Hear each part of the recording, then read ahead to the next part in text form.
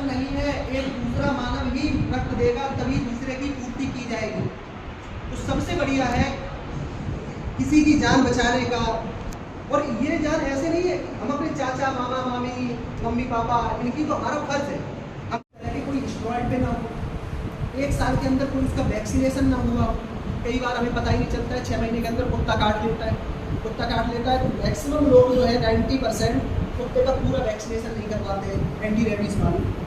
ठीक है, और वो भी डिपेंड करता है, जब हम मेडिकल फील्ड में हैं तो आईसी लगवाना है कि वैक्सीनेशन करवाना है, ये भी डिपेंड करेगा ना। तो उसका प्रॉपर ट्रीटमेंट हुआ है कि नहीं, इसलिए उसका जो इंक्यूबेटरी फेज है उसका उसको अवॉइड करके चलेंगे।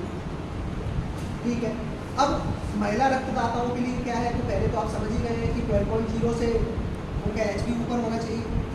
अब महिलाओं के लिए एक चीज़ समझ लेना है, या फीमेल्स के लिए, कि उनके मेंसेस फेज ऑनगोइंग नहीं होने चाहिए। ठीक है, कि ऑनगोइंग नेचुरल फेज चल रहा है तो फिर उनको डोनेट नहीं करना है। उनका 1 साल से छोटा बच्चा नहीं होना चाहिए, या वो ब्रेस्ट फीड मदर नहीं होनी चाहिए।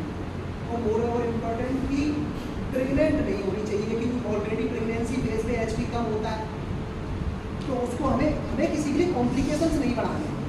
ठीक है, तो ये हो गया महिलाओं के लिए क्राइटेरिया। तो ऐसे जो है, और फिर बाद में हमें उनसे ये एक प्लेस लेनी है कि जो भी आपने जानकारियाँ दी है वो सब सही है। एक्चुअली कभी कभी हम बहुत हीरो बनने के चक्कर में जा रहे हैं, हमारे पापा की बात है, भाई मम्मी की बात है, उसके चक्कर में हम इन सारी जानकारियों को गलत दे देते हैं। तो हमें वो भी नहीं लेना है। ये सब कहाँ से अवेयरनेस फैलेगी, ये हम आपको बता रहे हैं, आप उनको बताएंगे। ठीक है, तो इसी के साथ मैं अपनी बात को विराम देना चाहूँगा, और बस एक बात कहूँगा कि आपको लाइफ में जब भी हीरो बनने का मौका मिले तो प्लीज़ बन जाइएगा, अच्छा लगे। Thank you so much for your time.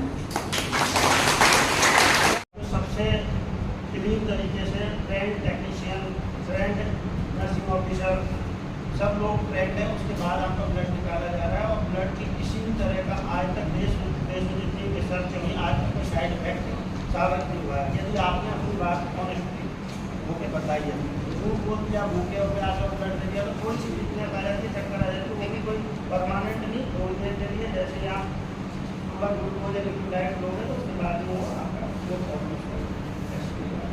Blood donation के क्या प्रॉफिट बेनिफिट्स हैं आपको खुद को। देखो, सबसे पहले तो आप 1 यूनिट से 3 लोगों की जान बचाते हुए तो सामने वाले का प्रॉफिट है।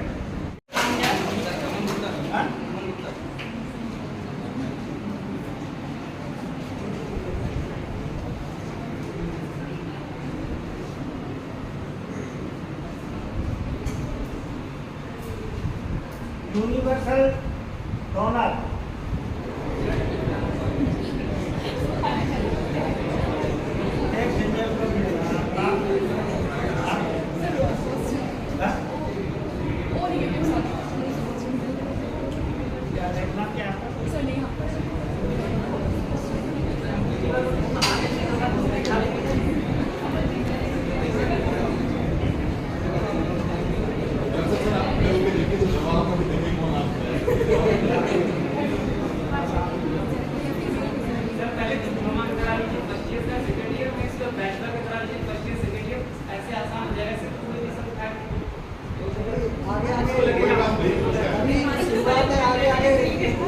आगे ऐसा समय भी आएगा कि किसी का हाथ नहीं उठेगा।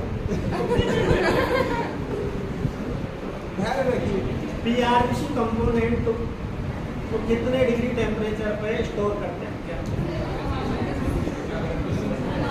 पीआरबीसी कंपोनेंट को कितने डिग्री टेम्परेचर पे स्टोर करते हैं?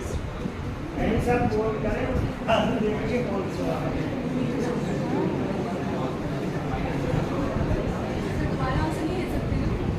दे सकते हो। अगर कोई नहीं दे रहा है तो आपका है, फिर आप दे सकते हो।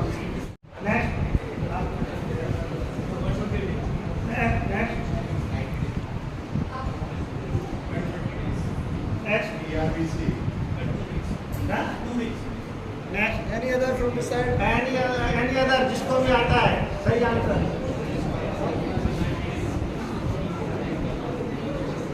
पीआरबीसी की फुल फॉर्म पहले पता है ना?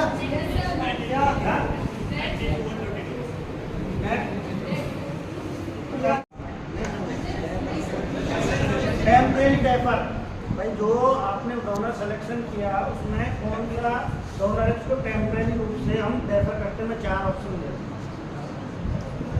HIV, hepatitis, tattoo,